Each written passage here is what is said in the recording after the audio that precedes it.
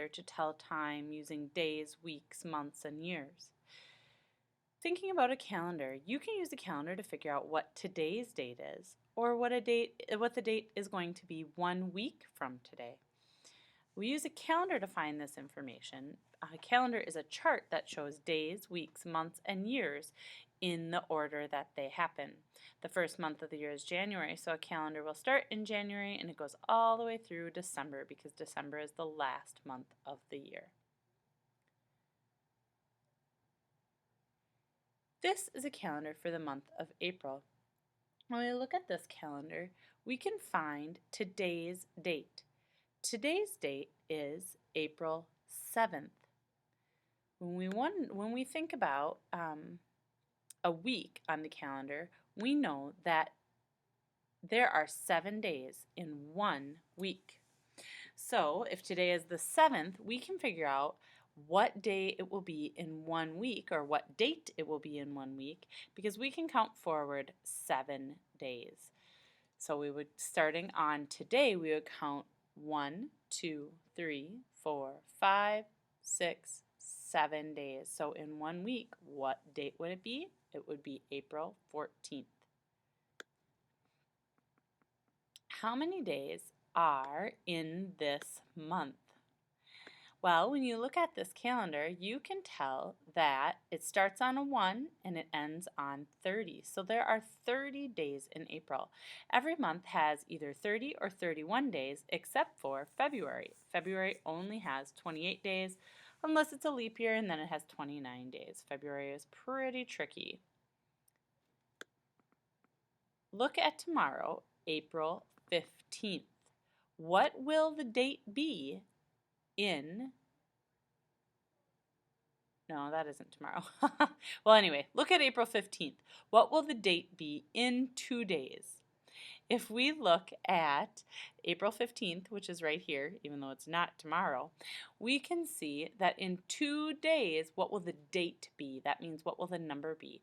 1, 2. The date will be April 17th, 2 days from April 15th.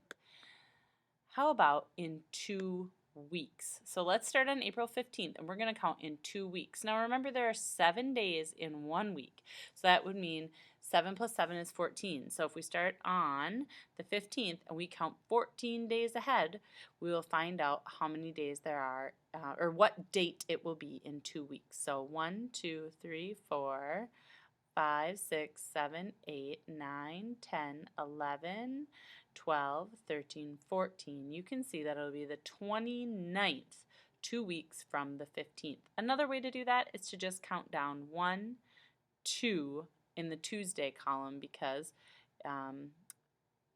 Tuesday, April 15th, and then you can just think 1 week and 2 weeks. 2 weeks would be April 29th. June has 30 days.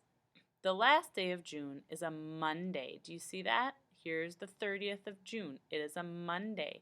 So if we're thinking about the last day of June is Monday the 30th, what day of the week will July 1st fall on? What day of the week will July 1st be on?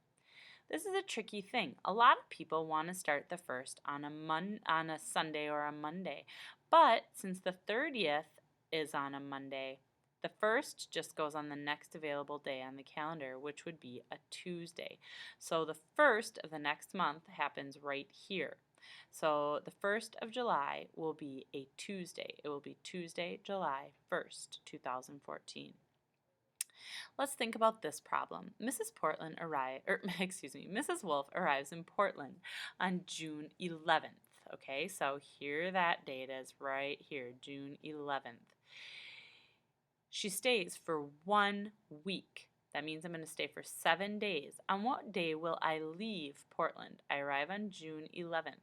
If I stay for 1 week, that means I just have to move down 1 square on the calendar, because that's 1 week or 7 days.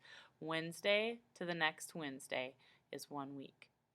I would leave Portland on June 18th. Now, I want you to click on this calendar here.